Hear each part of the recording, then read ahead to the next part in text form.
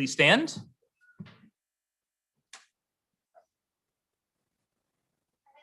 Allegiance to the flag of the United States of America and to the republic for which it stands, one nation, under God, indivisible, with liberty and justice for all. That is without question the most robust pledge we've had in my time in this space. I'll also say Amy Connell Donahue has joined us remotely into the meeting, so we are all present, fully present. Great. And now we've decided at every board meeting to add a section of the reading of the mission, vision, and values for Lake Bluff School District 65. And tonight we're going to have our long-term board member, Mark Berry, do that honor. So the Lake Bluff District 65 mission and vision is to provide each student with quality instruction, learning opportunities, and educational environments that inspire academic achievement, personal growth, and responsible citizenship. Excellence in education, enthusiasm for life, every student, every day. Thank you, Mark. And now we move on to the public comment section. I know there's a lot of people in the room who are going to be speaking and doing things as a part of the agenda, but this is the opportunity, as we offer at every board meeting, for members of the public to address the board if you're not on the agenda. So if anybody would like to speak outside of a standard agenda item, you can please identify yourself and do that now. Okay. And Ms. Kotnick, anybody on Zoom? No. Okay.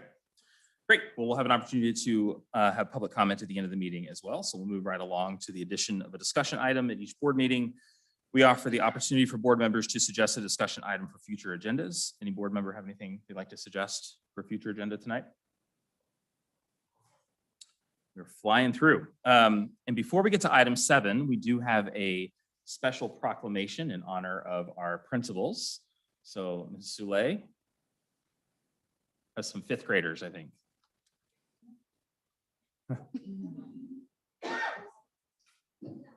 They did not realize there would be so many people here. So maybe we can make a little fun for them. There are a lot of whereases in here. So every time you hear whereas, just count it on your finger. Right? Does that sound good? Okay. So they're a little nervous. All right, you ready? Whereas school principals play an integral role in the education and growth of children, elementary, middle, and secondary schools across the state of Illinois. And whereas school principals are responsible for promoting education and building relationships with teachers and parents to ensure that each child receives equitable education opportunities and services to reach their potential. And whereas a primary responsibility of the state of Illinois is to preserve and improve resources for schools that all students have access to quality education and foundation for a successful future. Whereas the Illinois Principals Association, which represents over 6,000 educators are statewide, believes that learning is a lifelong process and that the education of our children is the highest priority. And whereas school leaders face many obstacles in supporting and educating our young people, and through their perseverance, devotion, and passionate leadership, that Illinois continues to produce quality career-ready students. And whereas school principals have continued to face unprecedented challenges since the start of COVID-19 pandemic and have worked tirelessly to provide mental health, social, emotional support, and uninterrupted learning to the members of schools since 2020. And whereas we must continue to encourage, support, and recognize our school principals who have a positive impact on Illinois students and the educational system in the land of Lincoln. Therefore, I, J.B. Pritzker, Governor of the state of Illinois, do hereby proclaim October 16th to the 22nd, 2022 as Principal Week and Friday, October 21st, 2022 as Principal Day in Illinois.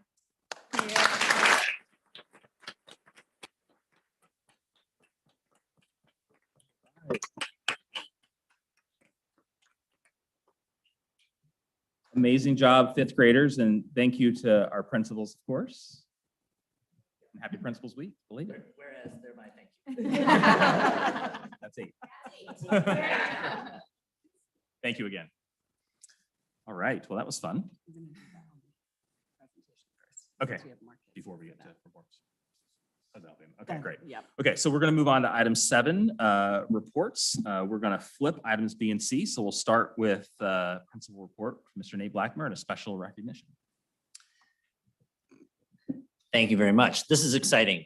We have a lot of our fall sports represented here tonight. Many of our student athletes are here to be recognized. We actually have 4 fall sports that we're recognizing and their coaches who worked very hard with their athletes throughout the year, well, throughout the fall. And they're going to just say a little bit about the season and identify the student athletes that are here tonight. So we'll start with field hockey, Mr. Nillis and Ms. C. And while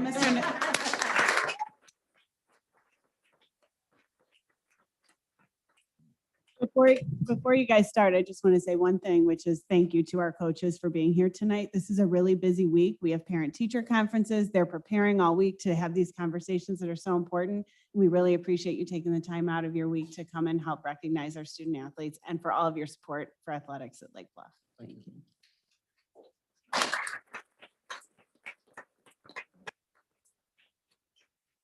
Good evening. I'm Ann Smitkovich. And I am Mike Nillis, and we have been coaching the field hockey team together for the past 6 years. We are pleased to be here this evening to highlight the accomplishments of the field hockey team. We had an incredible season of growth, camaraderie, and leadership. We were thrilled that our returning players were so welcoming to our athletes that were new to the sport. The dedication that the entire team demonstrated towards putting their best effort into every practice and game was very inspiring to see. We try not to focus on just the wins and the losses, but the process in which our athletes take to progress through the season, representing Lake Bluff in the best way possible. We are so proud of our team and incredibly grateful for our parent support of all of our players. Thank you for recognizing our team this evening. We have a And- few Bobcats here in attendance. So when you hear your name, please come on up and receive your certificate. Taryn Allison.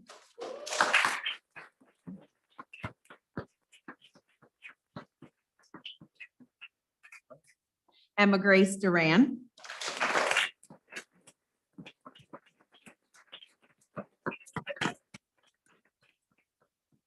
And Emma Helmer.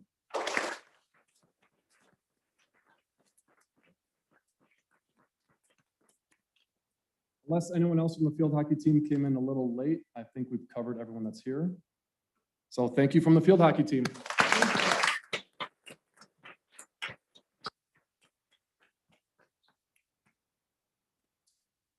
Up next, we'll bring up Mr. Beasy and Mr. Williams, our volleyball coaches, and one also happens to be a dual role in his role of athletic director and, of course, physical education. Come on down.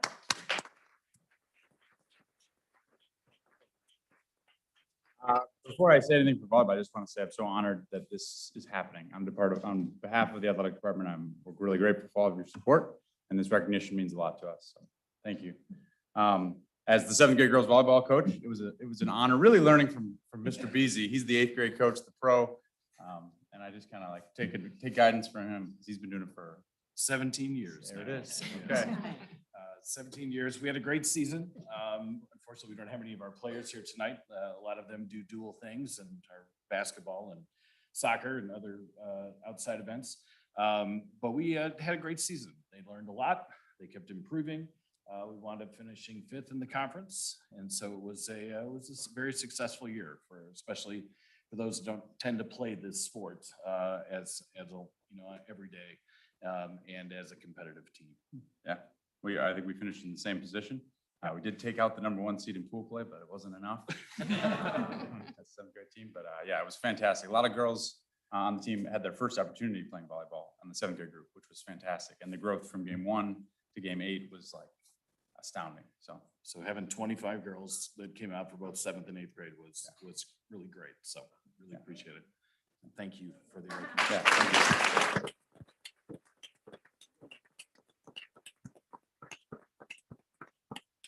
Up next, Mr. DeYoung, who was our cross-country coach.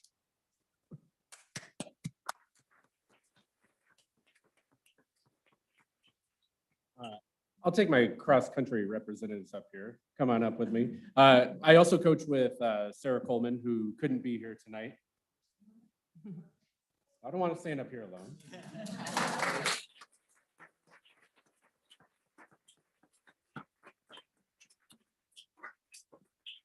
Cross-country is relatively new at Lake Bluff Middle School. We've been doing it for the last few years, and this was probably our most successful year. We actually did have a runner who made it to state, Portia LeGrand, and she was in the top third of the 7th grade girls in her class at state, which was really exciting. But we had a great team. It's really fun. It's interesting when the students show up to practice because, I don't think they realize how much running we actually do. But they stick with it and they enjoy it, and practices are fun, right? But the meets are the best. And we actually participated in more meets this year than we typically have in the past, which is great. We're kind of growing the program. One highlight was the night run that we did at the high school. I'm appreciative of the high school inviting us to that. So anyway, it was a great season. I do have certificates here, but we have Katie, we have Abby, and Santi. So anyway, they did a great job.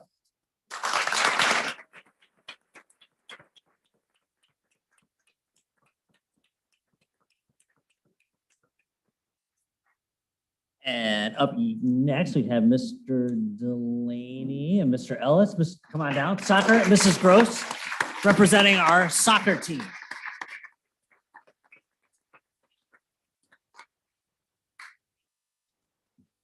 On behalf of our athletic department, as Mr. Williams said, thank you so much for doing this. It's an honor to be here and to recognize these wonderful student athletes.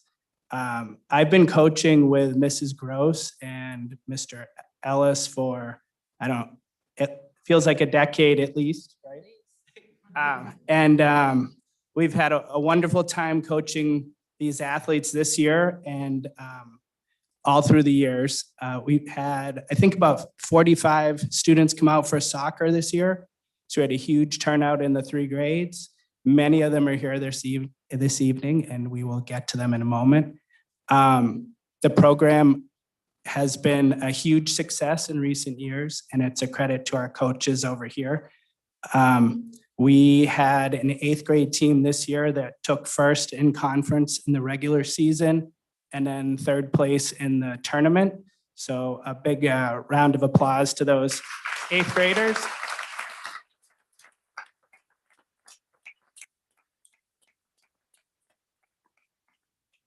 I also wanted to thank the parents for their support throughout the season. And let's get to our students.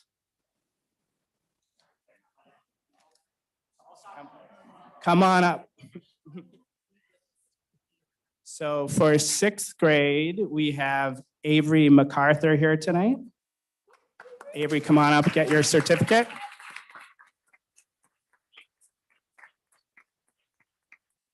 Sophia Starr.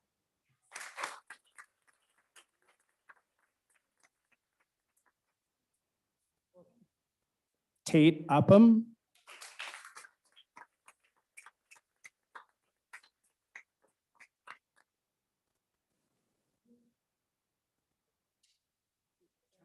In 7th grade, Brianna Bennett.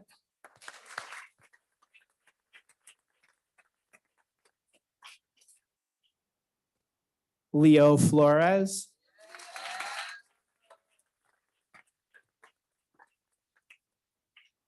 Scott Garcia.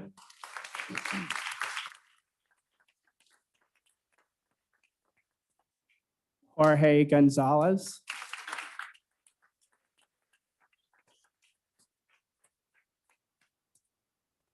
Jocelyn Hernandez.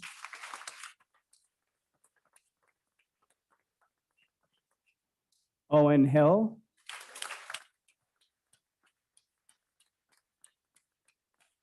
Emerson Hirsch.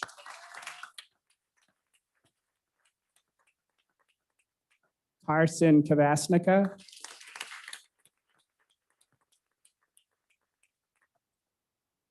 Michelle Nduaka.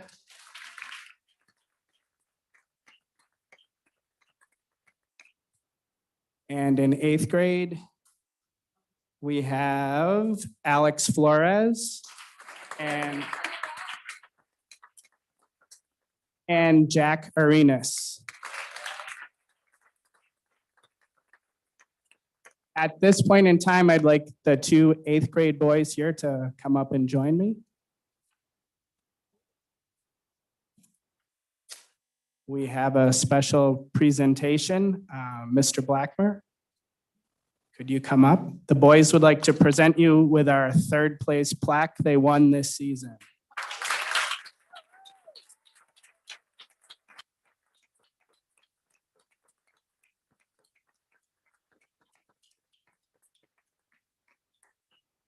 Thank you so much for having us.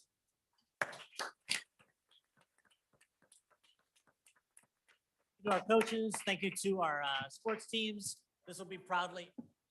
Hold on one second. Student Players. Athletes, before you go, if we could just get a quick picture in front of the desk. Yeah. Table. Not sure what it is. What is it? How about just up front? Come on down. You look good. We did be in this picture too? Are we in it? I don't want to see it anymore. I didn't want to sit. Give it one, buddy. You should totally go.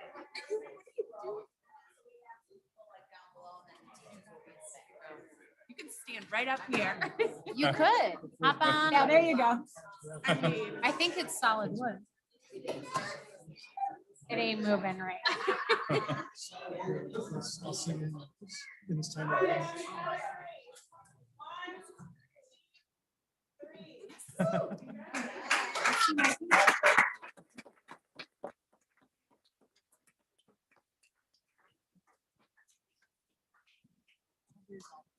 All right, congrats to all our athletes and coaches. Thank you very much.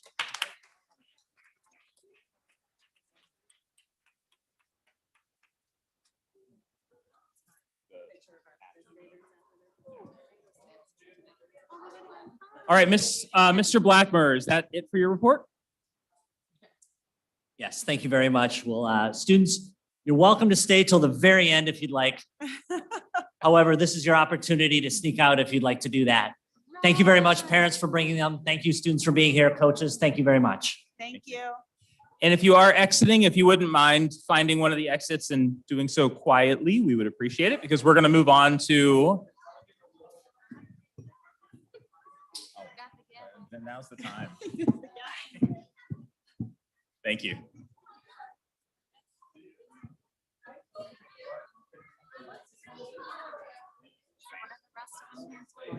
Thanks, Dan. Thank you.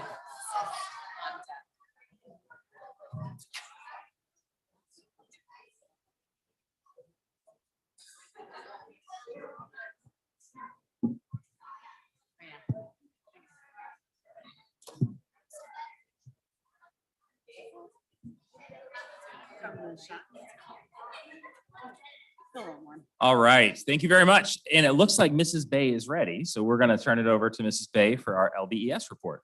All right. Good evening, everybody. I don't know about you. I was tired all day with the rain. It was gloomy, but my energy is up. It feels so good to see so many happy faces and support for so many of our programs. We've got Red Ribbon Week happening at the elementary school this week, so lots of good energy about being healthy. And as Dr. Lealy shared, with conferences comes our fall book fair. And so we thought, what a perfect evening to acknowledge a traditional event that we've had. And so I don't have the great information to share. I'm going to hand it over to Mrs. Soule and our really smart, creative, thoughtful group of 5th graders to talk about our book trailer video project that they were involved in this year. So I'm going to pass it on over to Mrs. Soule.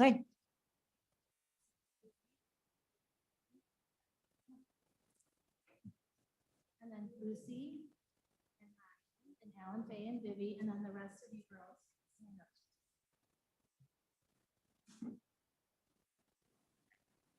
I believe you're going to watch 2 short clips first, and then our students are going to explain the project.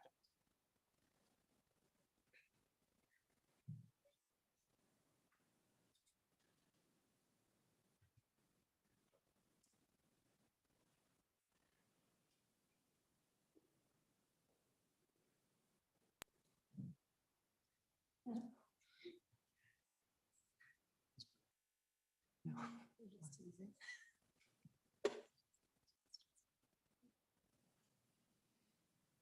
should really join book trailers. It's really, really fun. Okay, how are we doing? Take two.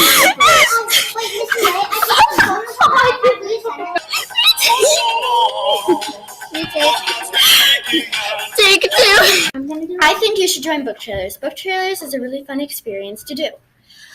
It's okay if you want to do it by yourself or with a couple of friends. There's so many amazing books and it's just a great experience.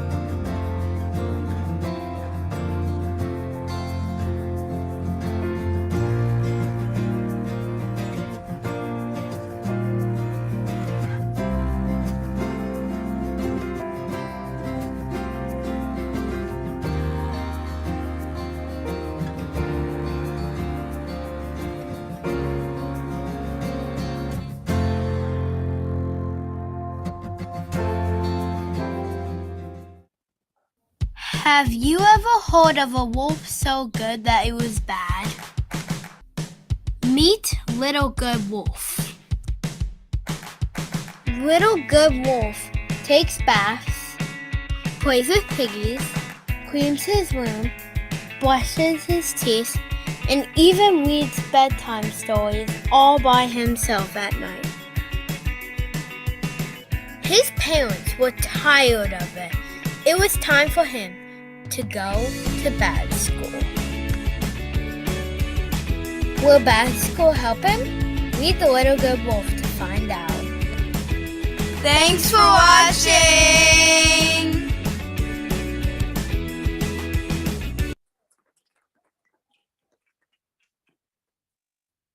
As you could tell, these trailers are a lot of fun and the students are doing great. And it's so amazing to see our middle school students because so many of them actually helped do trailers in the past.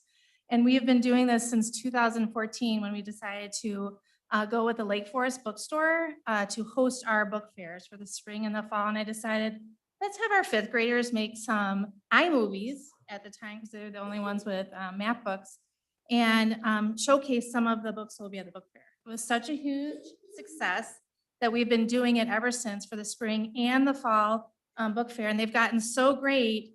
I'm just there for supervising, as you could see or hear actually in the background from our video. But the students are going to tell you how all the work they've done to do the process. Izzy? Oh, here. Hello, my name is Izzy. Thank you for having me and my favorite fellow fifth graders here to talk about what it takes to make an amazing book trail. I'd like to introduce the rest of the group. This is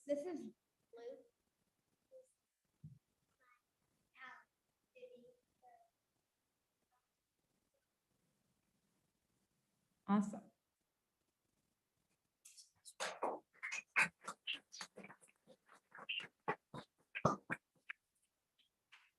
During the last 6 weeks, we spent our lunch and recess time in the library to make these book trailers. Miss Ulay walked us through the process of storyboarding and planning out our trailer. We decided everything first, like what images we would use and what our title slides would say. Once we had our storyboard, we used the WeVideo website to put together our movie. We added slide transitions, voiceover, special effects, and finally music to make it all come together. This project is great fun. Not only are we the first to get to read the books coming to the book fair, but we also get to become like a celebrity when students start reading the watching the videos and get to say that they saw our video. Let me tell you about the videos you saw. The first one shows the kind of fun we had in some of the books that we did for this year, while the second video shows one of our picture books. I'm sure you enjoyed. Any questions? Any questions? Board members, any questions for our students? How do you pick the books or do you get assigned them? You have some books to choose from, and then you write them down on a little slip of paper, and this way gets to pick which ones you do. There's a question now. Yes. How long do you guys have to make the book, By the way, you guys. It depends on how many books you do. Usually, like the chapter books, were made towards the end. The graphic novels and the picture books were made towards the beginning. So it takes about, like a week to finish one trailer. And they sometimes get help from their siblings.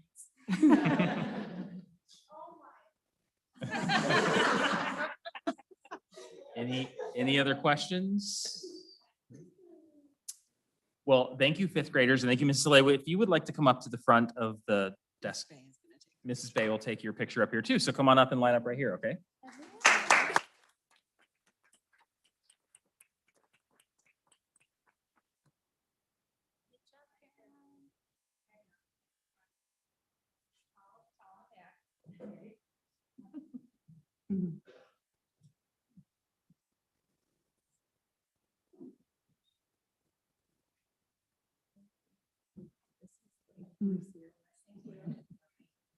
Thank you, and thank you, moms and dads.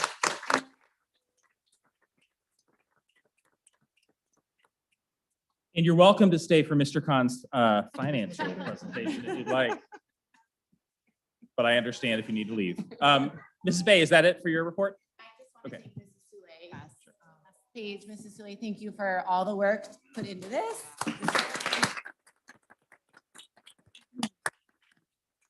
Does it all on top of putting together all of the book fair setup, helping to organize volunteers. It's really incredible.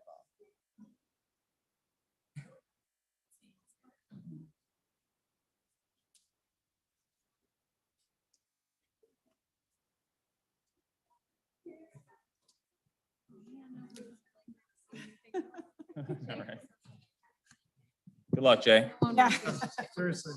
Board members have to stay. Jay, we'll take your picture in front of the desk. when you're done. That's a good one. We really should. We should. All right, well, let's get to it, Mr. Khan. I think Oh, we do wait. have, your report first. Do you have a report tonight? No. But Margaret does have a report. Okay. Oh, he is. Tracy has a report? I have Jay for, you want to skip Jay? Do you have a report? Jay? No. Oh, no report, great, okay. Don't think Tracy does. And either, Tracy? no. And Margaret Ryan.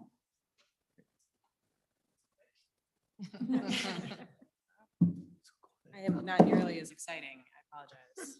But hey, I cleared the room. So I wanted to spend a few minutes speaking about internet safety because it's something that we've spoken about a few different times. And just to give a little bit of an update, as you know, that's a priority for us. And so it's an ongoing conversation, always a conversation. There's information to share that's just worth hearing, and you might have heard it before.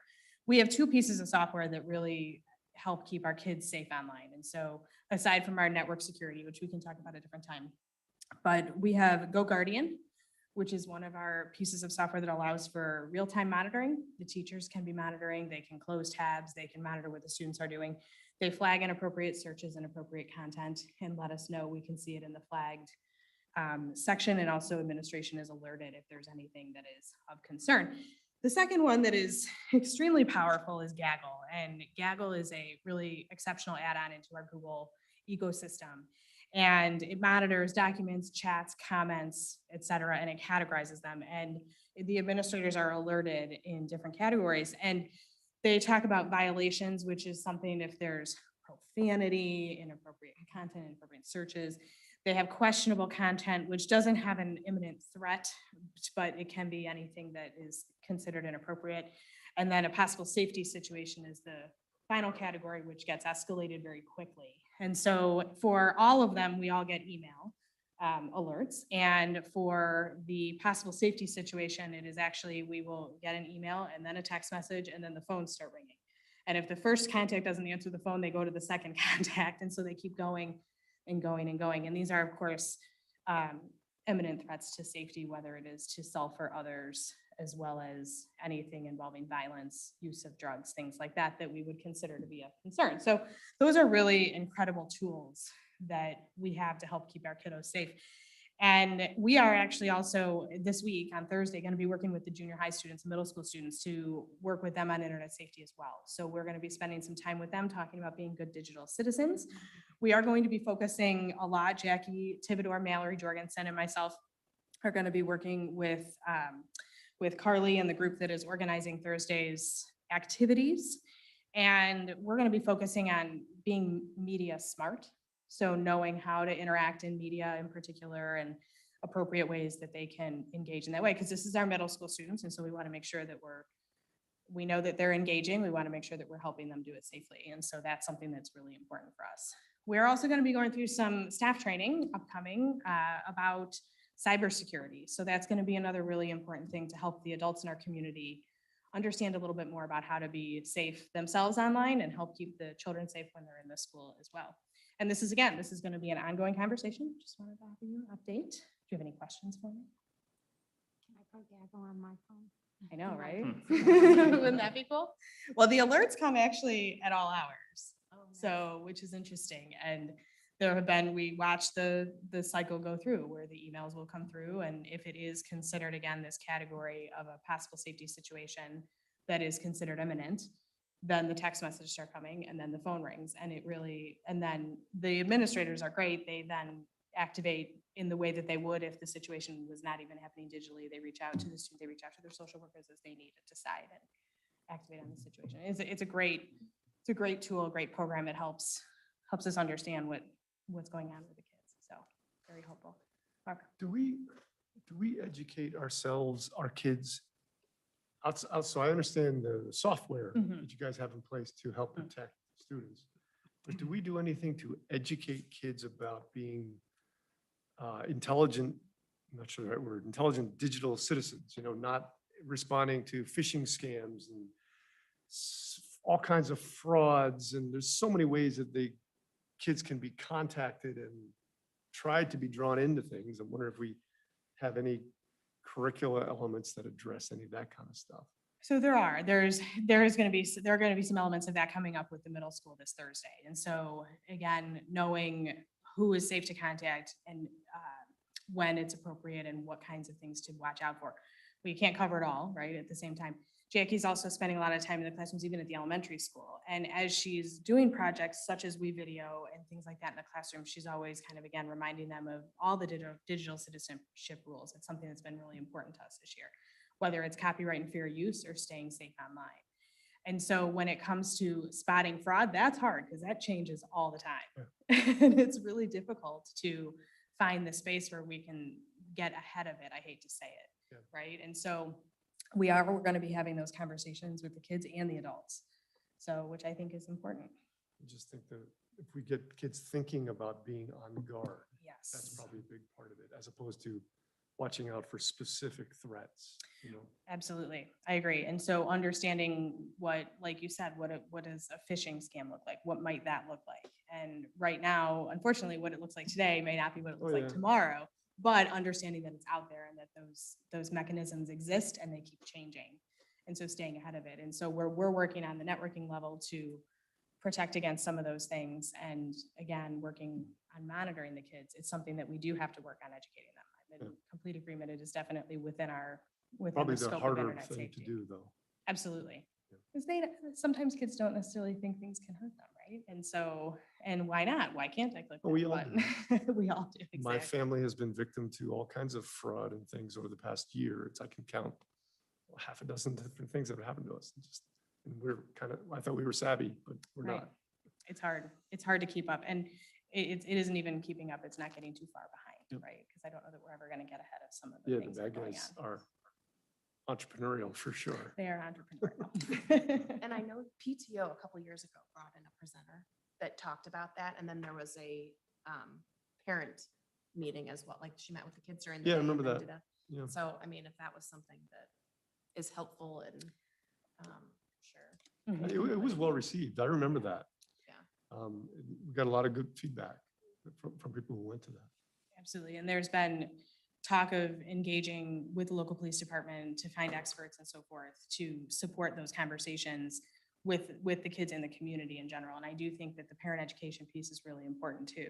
And so we do have to continue to have that conversation because you can't put Gaggle on your phone. So it's a matter of understanding, you know, there are apps that are not what they look like. There can be an app that says it's a calculator and it's not a calculator. And so it's a matter of knowing what some of those things are, you know, when you're engaging with the kids. Thanks. Any other questions for? Dr. All right, thank you. very much. All right, President's report is very brief, and actually it's just another moment of recognition for our longest standing board member, Mark Berry, who in the mail we received, I think there's a letter with it too. The IASB Distinguished Board Leader Award for 2022. So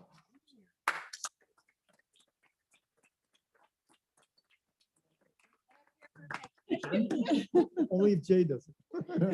I think we may need one of those. there you go. Distinguished on many boards, Congratulations. not just our board, What but for also though? on the Like, I tree. don't- Why am I just? Mark's done a lot of work. Just hung in there, that's all. Thank you. It's awesome. Great, thanks. Awesome. Okay, Dr. Lealy for the superintendent's report. Yeah, so really quickly, we talked about parent-teacher conferences. This is a big week. We really hope all of our parents engage with our teachers. They've been preparing. We have some student-led conferences happening at middle school. If you are in need of translation services, please contact us. We have those resources available. Teachers will work with you. I want to thank the PTO for their support, providing meals for our teachers during conferences because they're long days and long nights. And again, there's a lot of conversations. So it's a big week for that. And the other little piece that I want to talk about is that, as you know, we are in the third year of implementing a culture and climate survey that gives us information on how staff are feeling in terms of engagement and satisfaction in their work, as well as perceptions on issues of like DEI issues, diversity, equity, inclusion. We have typically, or for the last 2 years, done that survey in April.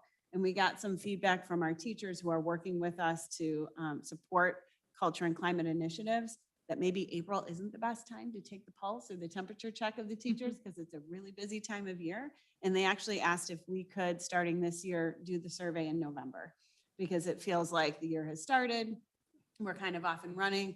It also then, if we take it in November, we can get the results and have some time to make some mid-course corrections for the year before we leave for the summer. The April timing was also hard because we got the data and then we had to meet over the summer and it's a little harder to get people together for that. So I just want to let you know that we're going to be implementing the survey in November. I'll have the results also to report in the spring and talk about next steps, but we'll consider this a baseline because obviously when you do surveys, the same survey time after time, you want to do it in the same window of time. So this one is going to be a little bit different. Again, we'll consider it a baseline year for this timing and then hopefully use that information to improve. Great. Any questions for Dr. Lealy? Okay. Then we'll move on to the discussion presentations portion of the evening, and we'll start again with you, Lisa, for district state report card. Great. So it is that time of year. We haven't had this in a long time, a state report card. As you may or may not recall, the state report card designation is based on the standardized assessment, which is currently called the Illinois Assessment of Readiness. It's given to all students in grades 3rd through 8th. And they take it in math and English language arts, as well as our 5th and 8th graders take a science assessment. Again, these are standardized assessments. We have a few local assessments that are not standardized, but are more adaptive, like the MAP test that we get reports on. But this assessment is based on the grade level standards, and all students in a grade take the same test. And so, as you may recall, back in 2019 and prior to that, our students would take an assessment in the spring, and then by the fall, we would have a designation or a rating based on those scores. And so we received our first school rating since 2019, and I'm really proud and want to congratulate all the staff and students at Lake Bluff Middle School for achieving a commendable summative designation, and all the staff and students at the elementary building for an exemplary designation. Both of those are the top 2 designations in the state.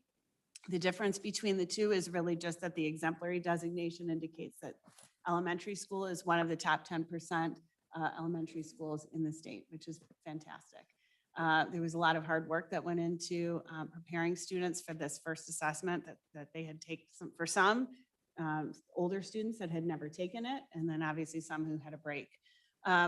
This also means that no corrective action will be taken for any of our schools with regard to planning or any kind of additional action steps, where some schools in the state are having to do that to eliminate things that they'll do differently to make sure that the academic achievement and growth improve. So that's not to say that we are not continuing with our school improvement planning and district improvement planning, but we're really happy and proud with those results. All this information will be public on Friday for the general public to see. As you may recall, this information stays embargoed or kind of under wraps until the school districts have an opportunity to review the data. We've reviewed it multiple times. If anyone is interested to compare our results from 2019 to 2022, I would encourage you not to do that or to avoid doing that, because the calculation around these designations is completely different this year. So the accountability system is entirely changed based on COVID and the pandemic's related impacts. And so it's really not even calculated the same. And so it would be hard really to even compare the 2 years. But the same indicators really for the most part are present. You can see our district compared to the state. There is some information on proficiency that can be broken down by subgroups. So when we talk about achievement gaps, this is what we're talking about. It's really easy to manipulate the system and kind of go in and choose any demographic information that you would like to see. And you can have that information compared quickly, district and state. You can also drill down to the particular schools and the demographics within the school as well. We are rated on a rubric that is pretty comprehensive, and there are different points that we can earn based on each category. So for example, participation rate, the state has criteria for earning the max amount of points for student participation in the assessments. We need to have at least 95% of our students participate. We've had that, which is really good information. And then you can also look at the achievement gaps. The achievement gap information, there's a lot that is missing because of 2 things. One is that we didn't have assessments in 2020, so you can see there's no information there. In 2021, you may remember that we gave parents the option of coming in to take the IAR, and we had a very small percentage of students that took the assessment that year. And so some of the achievement gap data are missing because we didn't have enough students in the subgroup take the assessment in order to measure the achievement gap. The other thing that is worth mentioning is the growth percentile. Only students who had 2 years worth of growth would have been calculated into the growth percentile. And so this is kind of a number that we need to take with a grain of salt. We, again, did not have many students participate in 2021. And so therefore, they don't have 2 years of data to look at a growth percentile. There is, again, data on 8th graders passing algebra. We're surpassing the state in that area. A new kind of indicator is an equity journey continuum. So when we talk about our equity initiative and that this initiative is really aimed at improving student achievement and growth in all of our demographic groups, that is basically what this chart is saying. That we can see, and again, this is based on not necessarily the most current data because a lot of this comes from 2019, but that in student learning, we do have moderate to large gaps in our subgroups, between our subgroups of students. And so that's really what our Thrive work and our equity work is aiming to reduce, are those achievement gaps. Again, not trying to lower the ceiling, but trying to make sure that all of our students are achieving at those high levels that we want. The great news here is that our learning conditions, our educator credentials are all really wonderful and are helping us to achieve that goal. We invest a lot in education in Lake Bluff, and that's something we should really be proud of. There's also information here for the community on our district finances or spending per pupil. our average class size and staff to student ratio, administrator to student ratio. All of these things are taken from our student information system. Some information, demographics, information, academic information on our students, mobility, attendance, how many of our students are coming from families that are low income, how many are multilingual. So any information that you are interested in seeing is also here. And then again, demographics on our teacher population, salary, total teachers, teacher attendance, which is another indicator that we have been rated on this year, not just teacher attendance, teachers with fewer than 10 absences in the district, but also students with fewer than 10 absences in the district. And to be quite honest, this was a difficult one for school districts to handle coming out of a pandemic, given that during COVID, we were under health department regulation to have students quarantine many times, even if they were just a close contact. So many of our students were considered chronically absent last year if they were not able to participate in remote learning. And we know for some of our students, they were not able to do that. And then finally, there's some historical information in the site. So again, this will be public on Friday. I do encourage anybody to visit this site. There's lots of ways that you can look at the data and that you can play around with it. If anyone has any questions, please reach out to your building administrator or myself and we can walk through it. The big idea here is that this is not the only assessment that we give in the district. This is a very long assessment, a pretty reliable and valid assessment because it is long and there's lots of test questions. But we also give a lot more formative assessments like the MAP test, the curriculum-based measures that happen in the classroom that are really more actionable in terms of lesson planning and differentiation for students.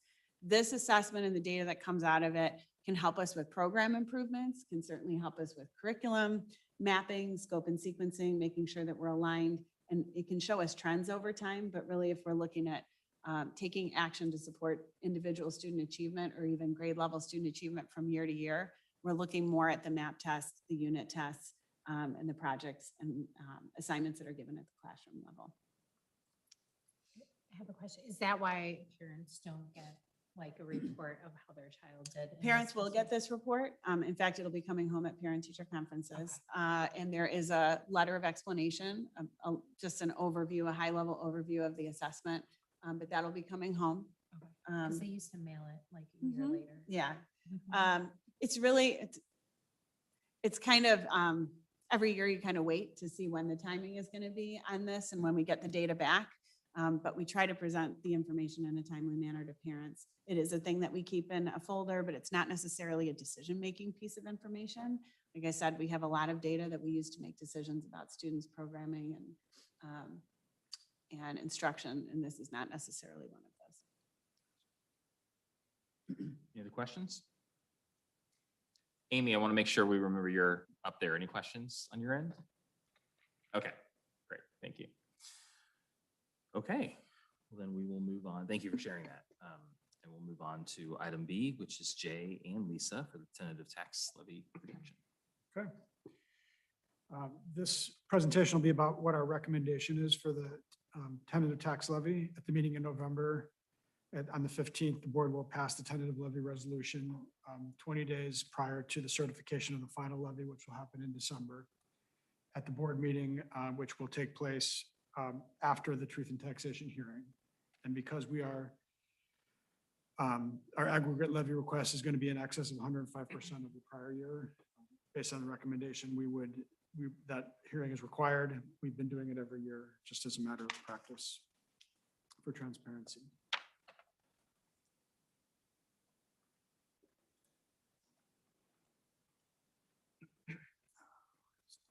I do want, while Jay's preparing here, I do want to just thank Jay publicly and his team. There's a lot of work that goes into preparing a budget and a lot of conversations that go on at the administrative level and between individuals to make sure that we're allocating resources the way we need to.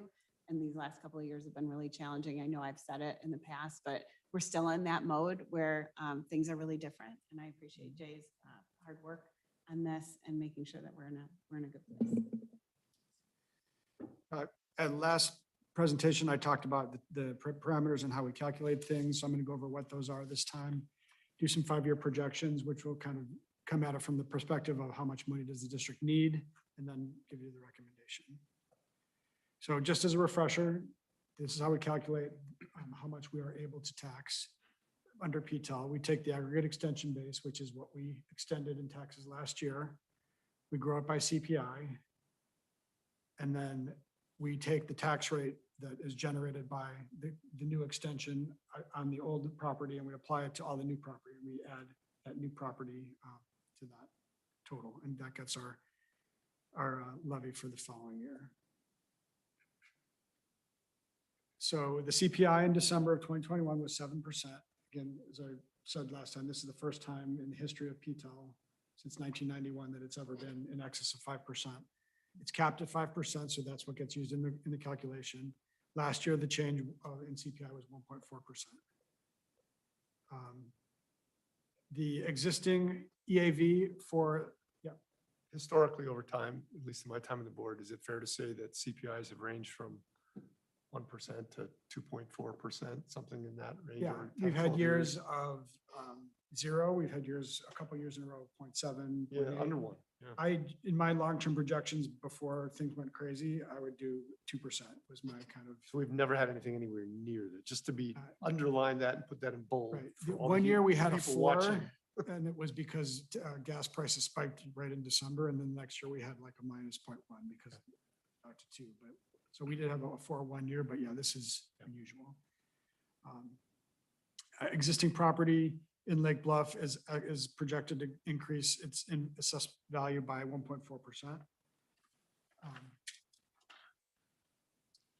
And you can see that in Shields, this is the Shields from the county website. In Shields Township, using the 2019, 2020, and 21 sales data, the multiplier for Shields Township is 1.09.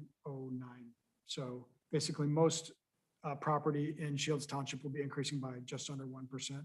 Lake Bluff is a subset of that, and we're going up a little bit higher by about 1.4%. Out in the Northwest, in Antioch and Lakeville and Grant, like Fox Lake area, they're growing a little bit faster at 7%. But remember that the growth in existing property does not translate into higher revenue for the district or higher taxes for taxpayers. It just changes the tax rate, just lowers the tax rate. I'm estimating new property at 2.2, the county gave me an estimate for new property at $2.2 million. Historical new property, you can see the range. This is a little bit on the low side. I use 2.5 in my long-term projections typically, but it's sort of in line. And new property is important because this does generate new revenue for the district. So those are the parameters for the levy. Now I'm just going to get into my current 5-year projections. And so the key thing I want you to take away is that in my projections right now, I'm using a PTEL CPI of 5% in year 1 and year 2. And then I'm doing 2% in years 3 through 5. But again, the typical new property, 2.5 million. Normal collection rate, I'm adding in the new recapture of tax refunds. And then the other thing to notice is that federal COVID money is ending. So we've been getting a couple $100,000 a year this year and last year, and the prior, some even money the prior year, and that money will not be carrying forward in the future. For the expenditures, we are in the last year, right now we're the second to last year. The first year of the projections, the last year of our current CBA, collective bargaining agreement. So there's a little bit of uncertainty. Most of the projection is based on the new contract. So I've projected that out consistent with past negotiations. I'm looking at admin and non-licensed staff at 3% increases annually. And then we are reducing some of the extra COVID staff, but I have in my projection an addition of elementary teachers of 2 FTE to reduce some of the class sizes. We've had some move-ins this year and have some larger class sizes. And then the other big change is benefits. You know, we're in a cooperative that has performed very well for many years, and we, as a district, have performed very well. We've seen some reductions in premium in the past. We are having last year for the cooperative, it was probably the worst year in their history. They had lost money probably 5%. So we're expecting a pretty large renewal next year. And the trend in the increase in the premium, or the increase in the expenditures, is driven right now by services. People who put off going to the doctor during COVID are now going. And so we had kind of a good year, but now we're seeing an increase because people had put off procedures. And then the downside of that is they put off procedures, so now people are less healthy. And the procedures that they're having are because they're a lot worse off. We're seeing a lot of cancers, people aren't getting screened. So that's been driving the poor results. What's not included in that is inflation, because the doctors have long-term contracts with the health providers, and they're still under those contracts. So we're not even seeing the impact of inflation on healthcare costs yet. So I'm expecting a couple of probably bad renewals. And so I've got 10% increases in there for insurance going out for the next couple of years. And then also purchase services are increasing. Our RJB, which is our night custodial, is capped at 3% a year. Olson, I typically don't forecast to be this high, but I've had several years in a row now where I keep getting what I think are abnormally large increases, and I complain about them, and there's really nothing I can do. And they're like, "I'm sorry, we can't hire bus drivers, and we got to keep increasing our benefits and our salaries." So I'm just going to start forecasting it and hope that I get a good renewal one of these years. And then the other thing, and a lot of the other things that are going up, a lot of our services and supplies, I'm forecasting at CPI. I also have $300,000, I have almost $3 million of capital expenditures in here in the next 3 years. So that's also a big number and a big change. We've had a furniture buy that we've been putting off for several years during COVID. We have some parking lot work to do, and we've got air handlers at the middle school to do. So I'm forecasting those out in the next couple of years. So with all those things considered, this is what the projections look like. You can see where we are versus the budget. It does, we do have a stable fund balance. It's starting to erode a little bit in the out years, but I always say that, the first couple of years of your 5-year projections are pretty good. And then the out years, there's a lot more uncertainty and you can make adjustments. But this is assuming 2 5s, a 5% increase for 23, 24 and for 24, 25. So not taking the full 5% this year would, I think start that fund balance trend line going down significantly faster. So, and in addition, we're doing our strategic plan in January, and that is has a big impact on our spending priorities. So that's also just some uncertainty. We may change what we want to spend our money on based on what we do when we renew our strategic plan this winter. And then lastly, the projections do not include anything major like Stonebridge, a big development, or major legislative changes. So our recommendation, the admin recommendation, is to ask for I'd love to get a CPI increase, but to get the 5% increase this year to keep our fund balance in the desired range. We do need to keep growing our revenue to keep pace with at least the inflation for this year that we know we're seeing. We need to complete our capital projects, and then this allows some flexibility for strategic plan priorities changing. And then to start thinking about next year's levy. I think right now I've got the 2 5s in here, but there's also a lot of levers that can be pulled. And so, and as we talked last time, there's an opportunity to recapture some money if we don't levy the full amount, but based on at least what I'm seeing now for the near future, I think we certainly need the 5 this year. We may need it next year, but we've got a year to think about that. Question or just a clarification. First line says ask for CPI increase. What we're really asking for is the PTEL cap. The PTEL cap, right? This is CPI 7.1. CPI was 7. 7 even. So, Right, so- we're already starting out 2 points under what that theoretical basket of goods is going to cost us. Correct. So we are in theory running short right out of the gate. Yeah. PTEL limits us so that we Huge cannot keep amount. up with inflation. Correct. And so that's what this is what that looks like, numbers wise. You can see our equalized assessed value is going up in total 1.7%. The difference between the 1.34 and the 1.7 is new property to $687 million. We're forecasting 2.2 million of new property. And then this was our operating tax levy last year, increased by 5%, would be 17.35 million. The impact of new property is it adds an additional $55,000. And then this is where I'm adding that cushion because we don't know today what the new property is going to be for real, and we don't know our EAV is going to be. So to protect and make sure we're getting all that new property, I'm going to ask for an extra $35,000. If it comes in as projected, we won't get this $35,000. It's just, it will be reduced to the limit, which gives us a total levy ask of $17.4 million. And then to that, you add the debt service tax extension. This is done by the county. This includes the 1% loss in collections. And it's based on what we are obligated to pay our bondholders to get us a total tax extension of 19.7 million, which is a 5.1% increase over last year. You can see that the operating tax extension goes up by 5.6 million. The 5 from the cap, the CPI cap, and then the rest coming from new property and a little bit of cushion. And then with the debt service, the weighted average increase is 5.1%. You can also see that our tax rate is going up, and that's because our taxes are increasing faster than our EAV is increasing. So that the tax rate computes and accounts for that, and it's going up by a little over 3%. So this is what we're recommending to bring back in November for approval as the estimation.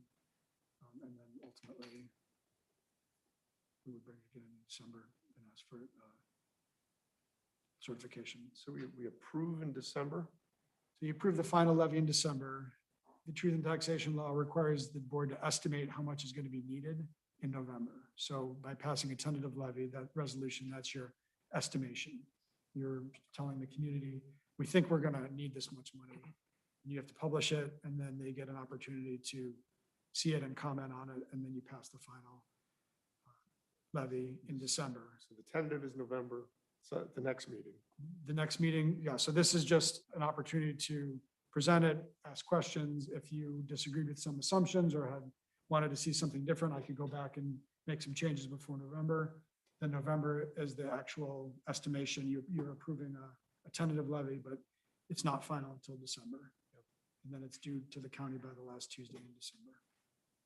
And then even then, it's not technically final because you have till March to change, to back off. You can't increase it, but you can always reduce it between December and final numbers in March after you get the actual values. And a kudos to this board and existing boards in the past, because you have done a truth and taxation hearing every year, and most districts are having to do it for the first time this year based on that high percentage increase.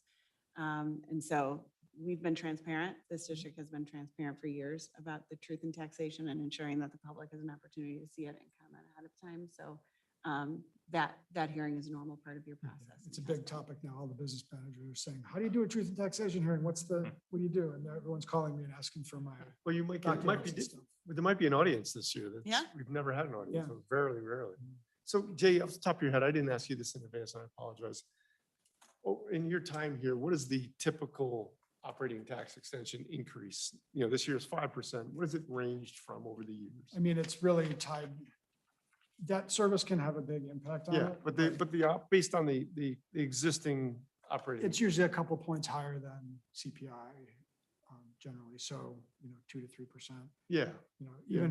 And sometimes if you ask for too much cushion, it looks like you're asking for a lot, even though you're not really knowing you're going to get it. But it certainly hasn't been over 5. No, nothing's been. The one year when we had a lot of new property from Target, it was higher because I think gets put in the number. I think maybe I'm not being clear. The 5% that you have on the line next to the 17,353,380. That's the number I'm thinking of. That's always CPI. Which has been less. Plus the new. Plus the new. Usually between 0 and 2. So this is, it's a even though we're below CPI, we're capped at 5, CPI is 7, we're asking for 5 right here. It's still a huge increase compared to what taxpayers have seen in the past. And I brought this number, I forgot to mention it. So the total amount of the increase we're asking for based on CPI is $826,000.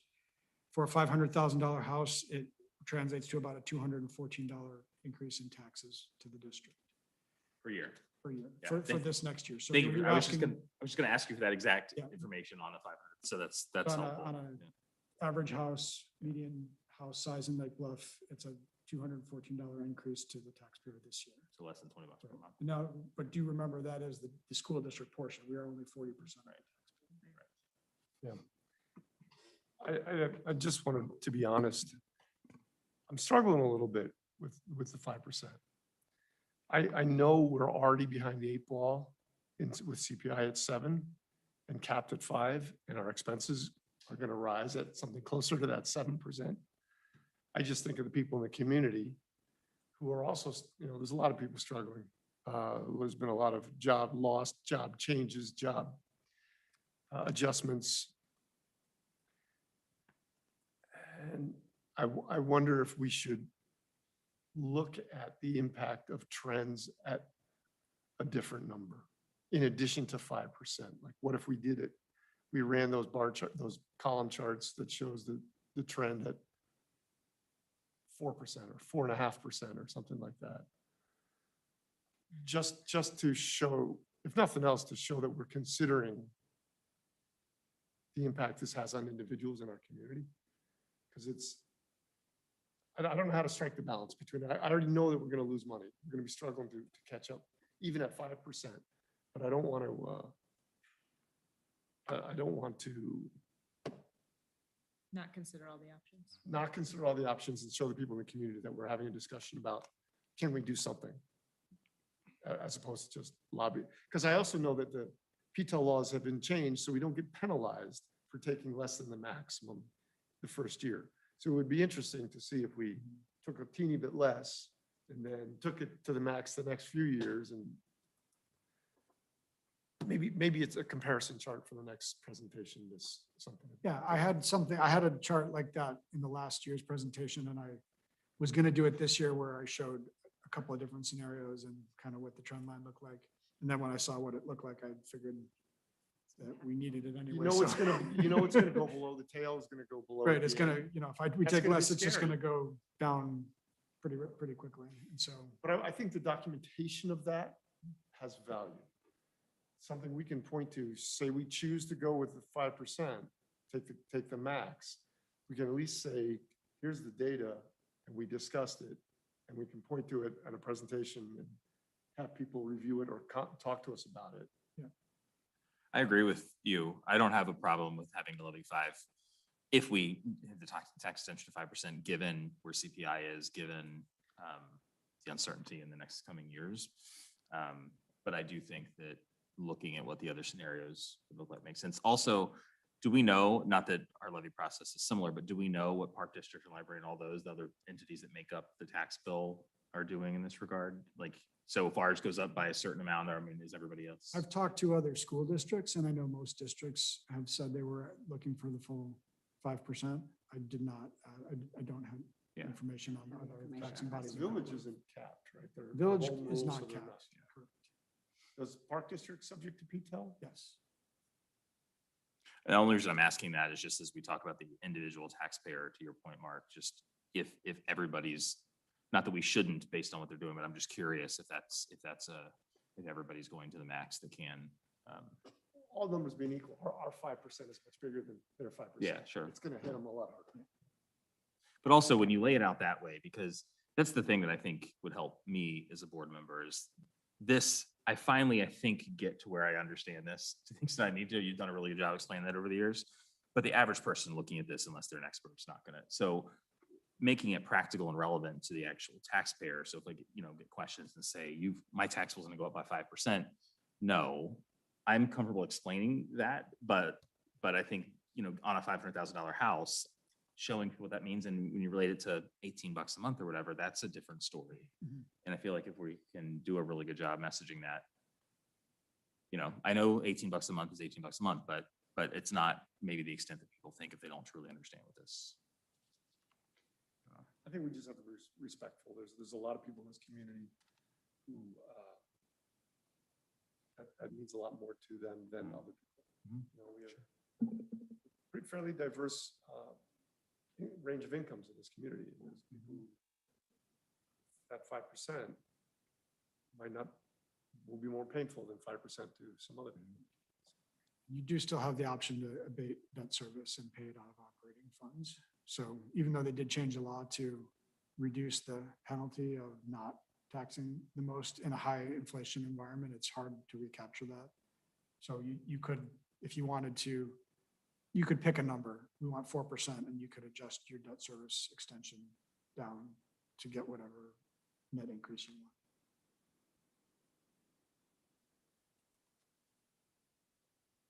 And you don't have to make that decision until March or April.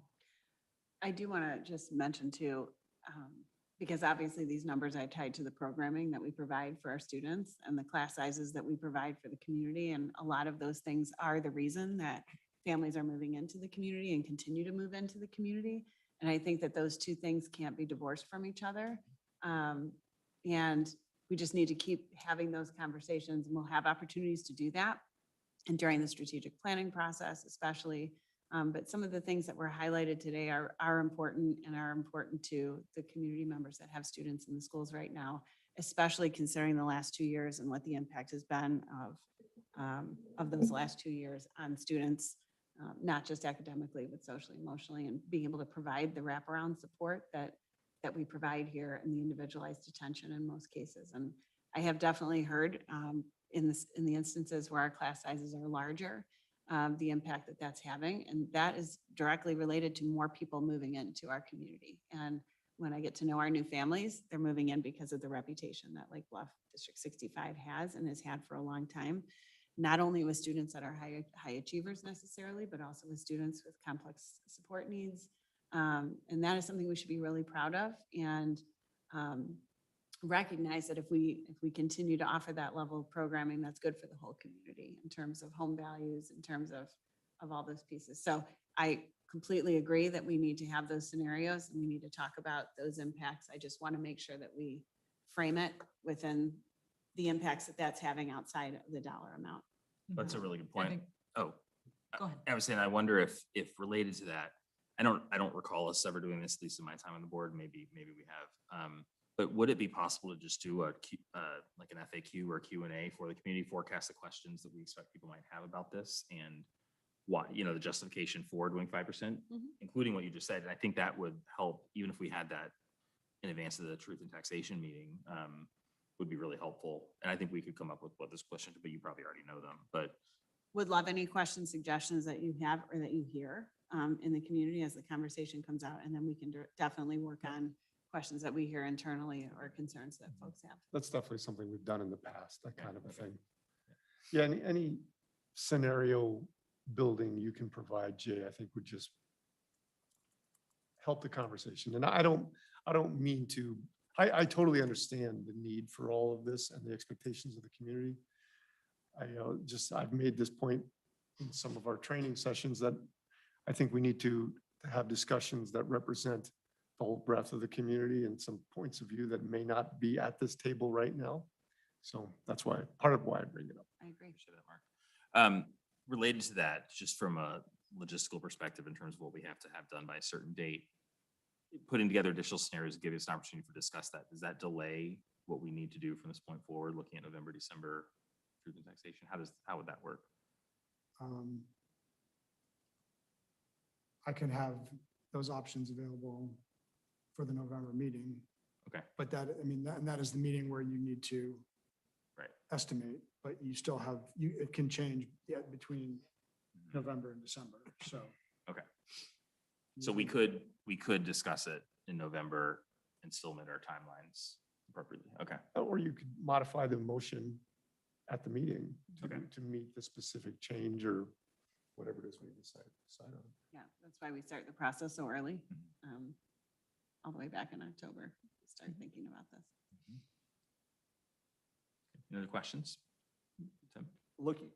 Looking at your projections, is it correct even with the double 5% that we'd be deficit spending at the end of 5 years? Or am I misreading? No, I mean, whenever your fund balance goes, the only way for your fund balance to decrease is to spend more than you're receiving in revenue. And that's deficit. Yeah. Generally, most times you will see in a long-term projection, your fund balance line trending down, and then on the margin, you make adjustments in any given year to try to balance your budget. So a gradual decline like that doesn't worry me, but steeper, if we were to take less and you saw a steeper decline, that might be hard to adjust for. And that's the point where you're starting to have to make decisions about staffing and programs and things like that. Something like that, if it's a couple $100,000, usually there's enough room, either just being conservative and it's really going to turn out okay, or there's things that you can do that don't cause major impacts. But if you start seeing a big deficit spending, then you start having to look at bigger changes. And those are conversations we have every year, as you've heard about us talking about trade-offs, right? So we wanted to keep that additional SEL support and have our math interventionists to deal with the, pandemic-related impacts. We traded some FTE for that, and we had some move-ins, and now our class size is a little bigger. So some of those things we can't predict, but we're always looking for ways that we can trade and use our money as wisely as possible to give the supports that we need to provide for our students. So that doesn't always happen at the end of budgeting. I mean, that happens every year. We're always This is like you wind it up and just go, and it just goes off as you program it. But what we do every year is we reevaluate and make changes to try. And for as long as you've been making this chart, it's always pretty much looked like that. Yeah. Every year you revise it and we make it again. And it looks like doomsday at the end and we make it again. So, and then the other thing to remember is that when Jay does the long-term predictions, as well as all his budgeting, he's very conservative, historically very conservative. And he's always managed to do the shell game a little bit and find money. Remember when COVID first happened, we were like, oh my God, we're in trouble. And we came out pretty well at the end of COVID. So Jay does a good job. I just think these are really important conversations to have. So thank you. Because, we do need to look at the whole picture. I don't think anyone, takes that 5% and is like, oh, good, I'm excited to ask for that, right? But realizing if we don't take it, and these I think are good projections or FAQs or however we want to frame this for the community to compare, so that people will understand what it is they may be giving up if they pay less tax dollars. We all want to pay less tax dollars if we can, but we really do have to balance it with what we would be giving up, like possible smaller class sizes, programming, curriculum stuff, whatever. So I think that's a good idea to somehow put it out to the community, what the pros and cons are on both sides. Is Amy still on? I don't see her. Amy, I just want to make sure. Okay, I just want to make sure if you have any, I don't have you any know you're there. questions. Okay. I'm here. Thank you. Thanks, Amy. Anything else for Jay or Dr. Lealy? Thanks for your hard work on that, Jay, and also your ability to bring it to us in a way that makes sense so we can make the proper decision. So we'll look forward to seeing the other things we discussed today and then talk about that in November. Great. Okay. Moving on to item C, allowing signage on school property. Okay. We're gonna make this brief, but essentially we've had a couple of requests in the last month or so from village partners to have signage on our property advertising certain things. So one was the Ghost Walk from the Historical Museum. One was Vote Lake Bluff has asked to put a sign up. We know we're trying to recruit people for seats on boards in the village, but we haven't really had that conversation about what kind of signage that we allow on our property. And I know that obviously we want to be mindful of signage and things that get put up in certain locations. So I'd like to propose kind of a system for having that discussion a little bit at a board level. Because I think it's hard to make a blanket statement and just say, yes, we allow certain things and no, we don't. And then you come back later and there's something with an exception anyway. So what I'd like to think about is kind of a standard form that if we get a request, we could ask them, any organization, to fill it out with just essential information. What location would they like the signage? What does the sign look like? What would be the duration of the sign being up? And then I would be able to forward that information to the board and ask if there's anyone who is opposed to it or would like to discuss it at the table. And then if there is opposition or people would like to discuss, we can bring it to the full board to discuss. But we don't get too many of those requests, but they all seem to be a little bit different. And I just want to make sure that you have the opportunity to weigh in on that if it seems like it might be a one-off situation or it might deserve a conversation with each kind of different requests that we get. Or obviously, if we don't want to make a process and we just want to have consensus that we're okay with certain signs, we can do that too. No, I'm not okay with that. No consensus. Standardize it. Yeah. Come up with some criteria that we all agree on ahead of time that you can lay out. Like well, up front, we already know we're not going to have. I don't Nothing know, political. No political signage, no hate signage, no whatever. And then have categories that. I think we might be able to come up with some of those criteria, but even some of them are a little bit sticky in terms of what is political, like Vote Lake Bluff is a caucus. I'm just so- pulling things, Yeah. just, Right. right. Those are, but I do think that the more standardized we make it, the better precedent setting capabilities we have, as opposed to just winging it every time. It would be great if we had a couple of board members that would be interested in helping me draft some of the initial criteria and then maybe the form that could be sent out with the information that you'd like to see. I'd be happy to do that. I would too. So I have There's Lauren. a whole group in Lake Bluff that are anti-yard signs. There's an anti-yard sign group. And the village probably has some stuff that they use for their big poster boards, and maybe there's some standards we can borrow from them. We can certainly consult with the village. I know that they're part of our process at times, but they also look to us to know what our recommendation is. And without kind of having that conversation at a board level, it's hard for me to say what our opinion is on some of the I signage. kind of think, this reminds me of the conversation we've had in the past, perhaps before you were here, having to do with the rental of the facilities, the rates we put around that, like it's tricky. It can be tricky. It's a little tricky. Yeah. And obviously, if it's something that's school sponsored, something that we Yeah, want to no problem. advertise, we go to the village and say, we'd like to put this up. Is this okay with you? What we're talking about is if an outside organization were to come to us and say, we'd like this on the corner of your property for this amount of time. I think it's important for everyone to have an idea of what that would look like and how long it would be Do we out. want to sell naming rights to the stadium? We gotta close that budget gap. That's true. I'm in favor of making a standardized process around it. I think it's just a smart move. But I will say I'm also in favor of us allowing signs on the school property for good community partners, like the Ghost Walk is a perfect example, you know? We have a lot of great activities that happen in the community. Would love to support them, but again, like we know, not everything is received the same. So I will reach out to Lauren, Andy, and Amy, and then maybe I'll meet with two of you, and then we'll meet with one, and then we can bring something back to the board. Or maybe someone won't be available, and we'll just. Okay. Great. That's it. Okay, thank you. All right, moving on to IMD IASB resolutions for III. We've all had a chance to read the resolutions committee report. I went back and watched a couple previous board meetings with these discussions, and I think there's been times that's gone really well and times where it hasn't gone really well.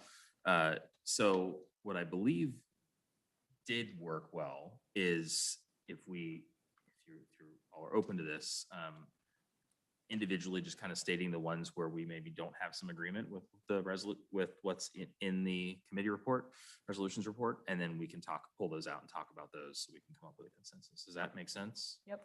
Okay, so, For our conversation, I'm going to ask our principals to go. They have lots of late nights. Of this week, course, and yeah. I want them to get some rest. sure, thank you. Tonight was awesome, by the way, Yeah, so it thanks for was. having the students Thank here. you. And all that. Yeah. Okay, great. So, Tim, maybe we just start with you since you're at the end, if you don't mind. Just, and do you want to just record the numbers that we need to pull out? Okay. Ones I disagree with the IASB's position. Yeah. 2, 6, and 7. Okay, awesome. Mark? I'm embarrassed to say that I have to abstain. I'm not prepared for this conversation. Okay, fair enough. Ann? I have 2 and possibly 3 I could talk about. Okay. I have 2, 3, and 10. Carrie? I also did not prepare for this one. so Okay, I'm no not worries. ready. Sorry, Lauren? I'm also not. Okay. I didn't see it on the board. I And apologize. Amy, any thoughts you have on this one? 2 and 3. Although I could go different ways on a couple of the other ones, but those are the only 2 that really stuck out. Okay. Is this worth talking about tonight, or do we have time? Well, the problem is, we could, we could put it on for November because it is, we just need to have it done before III, because that's when the delegate assembly convenes. So I think our meeting is on what, the 15th? So it's a few days before III. We could do it then if we want to table it. What do we think? I have a Probably. quick question about the 9 through 16. Are those going to be presented at the? I had the same question, yeah. Yeah, Yeah. Do you know Because if I that- didn't. So Mark would look know at better than those. me. The ones that are existing positions that are amended, do they have you vote on those? I think, I don't recall. I Yeah. didn't think so either, and so frankly, I didn't. I've pay a never, lot of I have not attention been to to those the. ones. Yeah. delegate assembly, so I can't say. Well, maybe it, It says Yeah, do no, not you know what, represent. it's not, the existing ones that they have not, at least the delegate assemblies I've been to. It says that they're only for informational. Right, like they're just showing us what has changed, but it's. Oh, not- they won't not be to presented at the delegate Literally assembly. says it's Yep, not. 9 through 16. So really, you're talking about 1 through 8. 2, 6, 7, 2, 3, 6, and 7. 2, 3, 6, and 7, yeah. Sounds like we might want to table just in case everybody else has a chance to review between now and November. Okay. It's okay. We can add it and the most efficient way that we found in the last 2 years to do it is just to talk about the ones where there is a disagreement on what the resolution committee recommends. And then we can determine, and again, this is not, you're not deciding anything, you're just deciding on the vote that your delegate will bring to the delegate assembly. So That's also what we need to talk about. Yeah. I remember. asking. one of the things we've done in the past is circulated this form that they have at the very end of this thing on their page 39. That is, the board's recommendations, I remember. where we circulated it before the meeting and we knew a tally in advance. Oh, Yes. did we do that last year? We did. That's what we We did. did. We did. I And- forgot and we about tallied having a in good advance. process. I just don't know how I missed That would it. force slackers like myself to commit to what I agree with and don't agree with in advance. That way we can come ready to talk only about those next time, perhaps. Sure. Okey-dokey. So do we want to make a commitment to everybody come, do you want those in advance? I Lisa? will. I'll circulate it with Okay. this for Friday's update. Great. And then- I'd say you need responses to what we agree or don't agree with. Yep, by- and then I'll let you know which ones we're gonna discuss. Thanks. Perfect, that's great. So tabled to. the And next then meeting. also pick our delegate. We need to pick a delegate too. It doesn't have to be board president, right? Anybody That's great. volunteering? I Anybody who think it wants to just do always defaulted to Yeah. board president. I'm happy to do it, but I'm also really happy not to, so. I hear Board a leader. volunteer. Who's what? board leader status. Well, I'm not gonna be there. Don't you want to go out with a bang? Like, You want to just show up The just for last- delegate assembly No, one we're more gonna time? Go out really quietly and have nobody know. Does anybody have a like intense desire to do that and be the? I delegate? have an intense desire not to do it. Mm. Your paddle, right? You go to a big room filled with people and you get frustrated because it's so It's just really inefficient. long. Oh, didn't the computers not work? Yeah, last they, year? last year was the first year they had you use an app to vote and it didn't work half the time. That's They got away from the paddles. And also it occurs in the first session after lunch, the lunch break. There's usually a lot of good classes at that time that you have to miss. So I'm not selling it very well. No, Maybe we can draw straws or something. I mean, I'm happy to do it if nobody else wants to. I'll do it too if nobody else wants to. I mean, I don't mind doing it. Amy, you're in. Yeah. Thank you. By default. Perfect. Great. We'll bring you a Starbucks. Thank you. That works. So we'll get you prepared for November. Excellent. Fantastic. Okay, so then we'll move on to item E, which is our intergovernmental agreement with the village fire and police departments. Anything you want to? Sure. So this one is just an amended agreement. We've had this agreement with the Lake Bluff Police Department for some years now.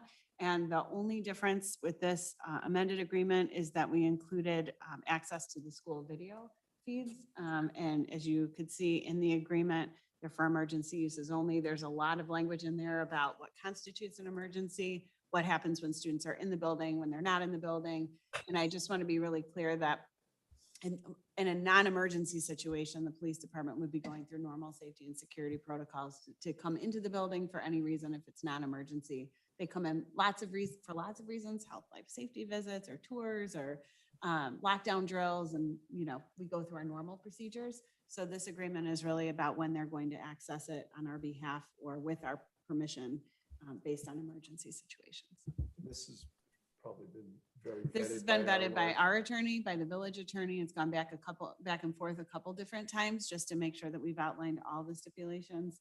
There are laws that surround what can be done with video, and the police are bound by certain things. We're bound by certain things. And so both sets of attorneys feel comfortable with this language and that it captures what we're trying to do in terms of a partnership and protecting the students and the community. Thank you. I would just like to add too that I could see where people would perhaps have a privacy concern about this, but I think that school safety in emergency situations is paramount and takes, trumps that. Yeah. Agreed. Any other questions? So comments? even in the case of emergency, is it correct that the district has to give permission for them to? Still be notified and would still be given, unless it's an active threat Right, yeah, situation, yeah. students are being harmed, like there's harm happening. Yes, yes. We still need to be notified, and there's a chain of command that's outlined in the IGA as well. Thank you. And parents need to be notified. There's language in there about that as well. Anything else? Okay, so we will vote on that shortly. Next one, we have two more items here on the discussions. This next one is the draft gun safety resolution, which I know that Carrie, Tim, and Lisa did a lot of work on. So I think our goal here. Thank you for doing that. Yeah, for sure. I think you guys did a really nice job.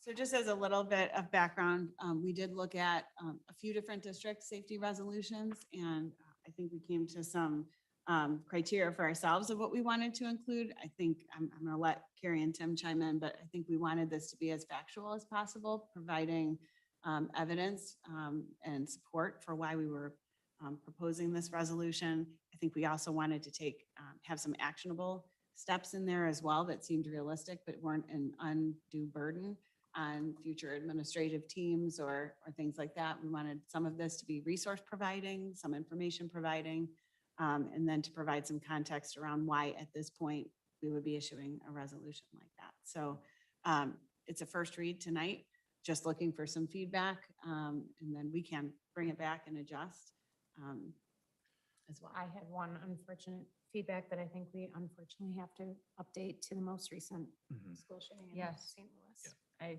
had the same thought. And I don't know if that means we should take out that line just because it's unfortunately Because it's going to change every time. Yeah. Yeah, which just further That's shows the why relevant resolutions like reference, this. are Yeah. important. I think I had a similar thought. I think the only other thing I thought is, and I like everything about it. I think I appreciate the work the three of you did on this. I think this third to last paragraph where it says, resolve that District 65 Board and Administration will continue to work with a broad spectrum of local community stakeholders. That phrase, I don't know what that means. Work with seems like we're just sort of trying to push off the work. I'd love to have that defined, and the next paragraph does sort of have some action steps, some tactics, some things that will actually be done. Continue to work with a broad spectrum of local community stakeholders, I feel like means I think we're, some additional. trying to cover obviously Sure, yeah. so many different, Right. cohorts of people that are working on this. But I think it's great. Yeah. But you're right, it could get more detailed. Yeah. Just if someone asks what that means, I don't know. I want to make sure we can answer that. Aside from just showing up to the meeting. Yeah, I was kind of saw it, and I see what you're saying. I saw it as like, this is all of our, the entire community has to work on this. No one's pushing it up. Like this is all of our issue and problem. And it's our responsibility. Sorry, that's what I should have said. This is everyone's responsibility to keep our kids safe. So we can work on some different wording for that. So maybe, since this is our resolution, maybe District 65 will pledge to take the lead in coordinating between these organizations annually, or Well, that's- at least annually or something like that. Well, that's what we talked about, and it was what we could assume that we had the manpower and the time for as well. Like, we didn't want to resolve something that we wouldn't be able to take on. For sure. Which is why kind of the second to last paragraph stated where we were taking our next steps. Lisa was gonna send, communications once a year to start. And then our recent safety series that has been going out, that's another part that we can say that we're standing behind. And then the rest of the education, but I think that's why we didn't say something as strong. We just wanted to make sure that we could attain what we were putting out there. I understand both sides of that. Yeah. You don't want to pen yourself in, but at the same time, if you don't have actionable language, then you're not held to anything and nothing. Right. Right. No, I agree. And I hear what you're saying. So the last two, the resolved further and the further resolved, I think are great. The third one, like Andy brought up, the resolved. Yeah, and I think it could just be a change in language or a little tweak to the wording to make it more specific. Okay. Or even like, what does it look like to work with a broad spectrum of local? I mean, there's an actual definition, there's actual work in there. So like, I don't know what that is, because I know you guys discussed it, but what is that actual work, and can we call it out? And it doesn't, maybe it doesn't need to be take the lead on it, but something like, if we are going to continue to work with the broad spectrum of community stakeholders, what does that actually look like? Are we creating something? Are we showing up to something? Are we? Well, You know, yeah, I mean, we're yeah. saying we're developing, implementing and reviewing the policies and procedures, because there are new things that are coming out all the time with like Moms Demand Action and the Be Smart, was it Be Smart? Yeah, Be Smart. Be Smart. And so that was kind of just a broad statement to say, like, as those things continue, we will continue to. Well, and so work maybe with- it's just like, we'll continue to collaborate with, or we'll continue to cooperate with, or we'll Yeah. continue to. I you think know? that third paragraph was around informing parents of obligations around secure storage. So the goal was that we would work in partnership with multiple organizations to provide information from different perspectives. There you go. Like, say it that way, right? Did you get that, Amy? Yeah. Jay's got it. Okay, we can work on that. We'll tweak it and bring it back. I think it's really close. I appreciate. No, it's good to get more Yeah, I will feedback. say, when I first read it, I just thought, oh, I'm really happy with this. So thank you And I do guys. want to highlight that word of the Lake Bluff Board, and our conversations around this have gotten to other districts, and Lake Bluff has been held up as an example for how to discuss and think about this issue and kind of take a lead role. So I think the board should be really proud of the efforts that we've put in so far, and I'm glad we're taking this step as well. Fabulous. Thank you. All right, anything else before we move on? Discussion, questions? Okay. Bring that back next month. Great. And finally, under this section, Board of Education calendar and meeting location. So we had a discussion last month about the proposed calendar, as well as possibly changing the meeting location. We decided to come back and have a discussion about it again. And basically the two things are, do we want to stay here or do we not? So I'll just throw that open to everybody else to see where we've had some time to think about it. I want to stay here. Are we voting This on is this? why.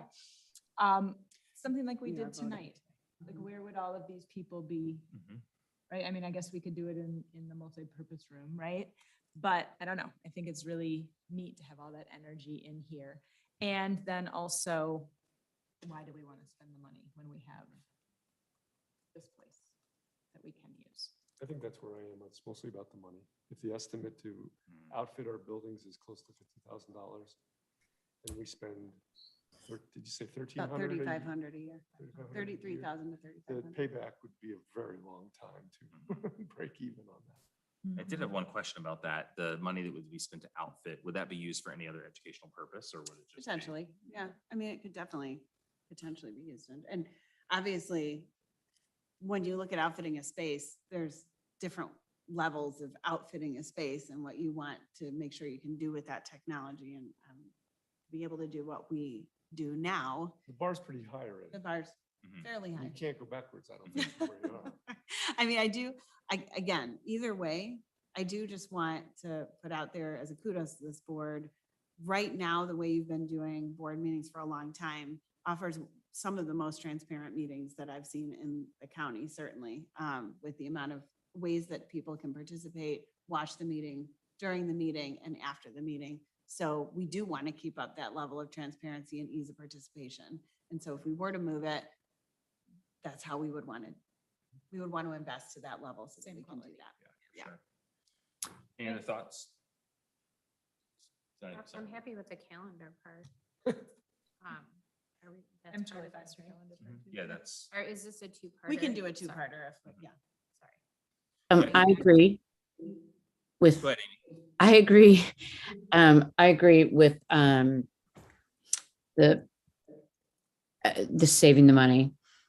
And I also, I'm sure we could, if we had like a group tonight, we could, put them somewhere wherever we could fit them in somewhere. But I think there's something about being there that maybe makes the kids or the students feel a little extra something also. It's like making dinner and putting it on the dining room table instead of the family room table. I don't make dinner either place, but just if I were going to. I get you. I get you. When you say there, Amy, you mean here where we are? Village right? Hall. Yeah, Okay, I just want to. This is the dining Not room. in the This is the dining room, okay. we're in the dining room right now. Yes. Okay, okay. So any other comments? So it seems like the direction. So like that, I have to agree with you. Okay. Dining room all the way. Yeah. Well, I will say, this had come up a couple different times and it sort of accelerated when we were having some, I think proving tonight that we could handle the tech in this space was certainly helpful to me, comfortable. They did. I have was nervous 6 there dry for a quick runs. second. Yeah, right. They did Yeah. spend time, extra time to make sure it ran Right. perfectly. There was a lot of time spent, and I do want to thank Margaret and Amy and Glenn and Bill from the village that have helped us.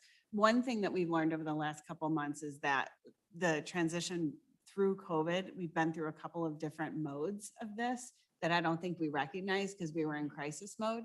Prior to the pandemic, y'all were having Bill in the back record the meeting, and it was recorded on DVD and then put on our YouTube channel after. So we were not live streaming through YouTube before the lockdown. Once you started the lockdown, you went to a Zoom meeting that live streamed on YouTube through the Zoom meeting, but then didn't include the presentation or the full video of the board table.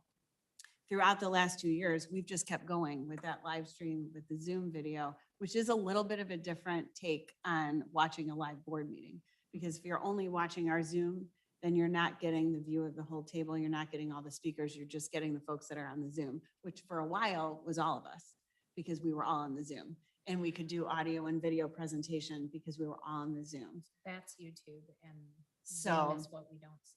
So what I'm proposing, what I'm thinking about is if we stay at the village, I think we should probably return to the practice of having what shows up on our YouTube video be the video that we had done in the past with the PowerPoint and the full board table. That would come later onto our YouTube channel, like the next day. We would upload it from the DVD that we get from the village.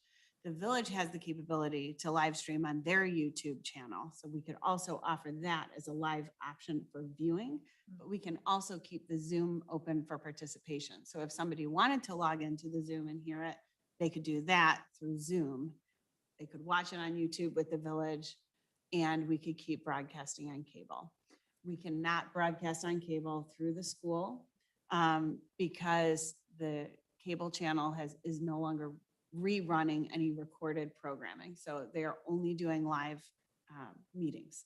So that would really change kind of the cable thing. I don't know what the viewership is on that. Ruin Tim's evening. All right. I know, Tim, our local government They're on fans the out there. websites I and know. stuff. So definitely staying here offers the most opportunities, but I still would make some shifts based on what we've been doing the last 2 years to kind of go back to having our YouTube videos be more streamlined and look a little bit more professional. Yeah. Sure. That's a good point. No, you don't have to vote on that. So I think when we get to vote, we'll split these into two separate motions. Yeah. So any other comments or questions for discussion? Thank you to administration for looking through all those different scenarios and landing in a good place. Okay. All right. With that being said, let's move on to our action items. So item A, just as we were just discussing, approval of the Board of Education calendar and meeting location. So let's split these into two separate motions. Let's do the Board of Education calendar first. So may I have a motion to approve the new Board of Education meeting calendar as presented by administration? So moved. Second. Any discussion? Is this for This would start next year, in the next school next year. school year? Okay. All right. That's a good question. Anything else? Okay, then we have a motion and a second. So Carrie, can we have a roll call, please? Lauren Hirsch. Yes. Carrie Steinbach, yes. Tim Penich. Yes. Amy Connell Donahue. Yes. Andy Duran. Yes. Ann Hill. Yes. And Mark Berry. Yes. Okay, that carries. Next one is, I have two, so we are going to, I think we still need a motion because this was technically on Yep. the agenda. So may I have a motion to approve the board keeping its meeting location at Lake Bluff Village Hall until otherwise stated? So moved. Second. Okay, any discussion? Technically requires payment, so let's do a roll call. Okay, Carrie Steinbach, yes. Tim Penich. Yes. Amy Connell Donahue. Yes. Andy Duran. Yes. Ann Hill. Yes. Mark Berry. Yes. And Lauren Hirsch. Yes. That passes as well. Approval item B, approval of superintendent evaluation criteria. Anything you want to say about this? Paul? No, just as a reminder, I had outlined a couple of goals with regard to students meeting or exceeding their growth target in grades K through 8 on the MAP test, and then also increasing the amount of staff that feel highly engaged and satisfied at work. That will be, now the November one will be the baseline. And then addition to continuing to be evaluated on all the areas in the current superintendent evaluation. Great, okay. So may I have a motion to approve the superintendent evaluation criteria as presented? Just moved. now by administration? So moved. Second. Okay, just all in favor? Aye. Any opposed? Okay, passes. Approval of school property signage, as just discussed, may I have a motion to approve the plan for signage on school property as presented by administration? Then we want to table that? Well, it's approving the plan. Well, I Oh, think- because we haven't done the plan yet, so, I guess we haven't done the Yeah. plan. Okay. so we'll need to come back with a Okay, plan and then yeah. approve that plan. All right, let's do that.